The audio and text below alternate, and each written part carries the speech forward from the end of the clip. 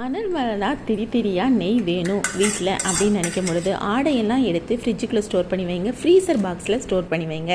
ஃப்ரிட்ஜிலேருந்து நீங்கள் ஸ்டோர் பண்ணும் பொழுது பாலாடை அதிகமாக படியணும் அப்படின்னீங்கன்னா பாலை நல்லா காய்ச்சி ஆற வச்சுட்டு அதை ஃப்ரீசருக்கு அடியில் உள்ள தட்டில் வைங்க. நல்லாவே ஆடை படிஞ்சு வருங்க. அதுக்கப்புறம் அதை ஒரு ஸ்பூனால் எடுத்து நீங்கள் ஃப்ரீசரில் ஸ்டோர் பண்ணி வைங்க.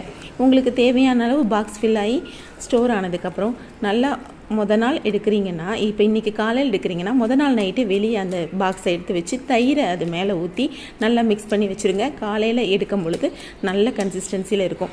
ஐஸ் வாட்டர் ஊற்றி மிக்சியில் பல்ஸ் மூடில் நீங்கள் நல்லா பல்ஸ் மூடில் மட்டுமே ஒரு 2 to 3 டைம்ஸ் செய்யுங்க. நல்லாவே வெண்ணெய் திரண்டு வருங்க.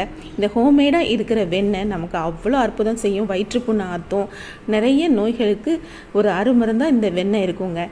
நெய்யுமே நல்ல மணலாக திரியாக கிடைக்கும். குழந்தைங்களும் விரும்பி சாப்பிடுவாங்க. நல்ல அரோமாவோடு இருக்கும்.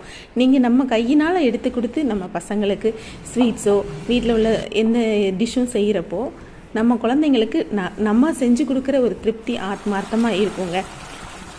நல்ல இந்த மணலாக இந்த மாதிரி திரிஞ்சு வரும்.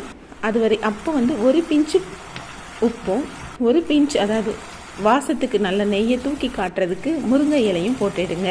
நல்லா முருங்கை இலை அதில் நல்லா ஃப்ரை ஆகி நல்லா பொரிஞ்சு வர வரைக்கும் வெயிட் பண்ணுங்கள். இந்த கன்சிஸ்டன்சி மாறணும். அந்த ஒயிட் கலரில் இருக்கிறது எல்லாமே கோல்டன் ப்ரௌன் கலரில் மாறும்.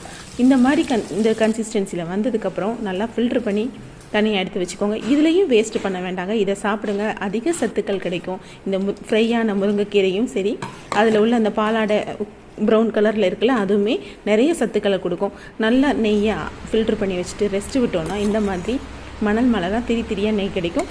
எப்படி இருக்குன்னு என்னோடய ஸ்டைலில் நெய்யை எடுத்து பாருங்கள். எப்படி இருக்குன்னு கமெண்ட் பண்ணுங்கள். நெக்ஸ்ட் வீடியோவில் பார்க்கலாம். பாய்.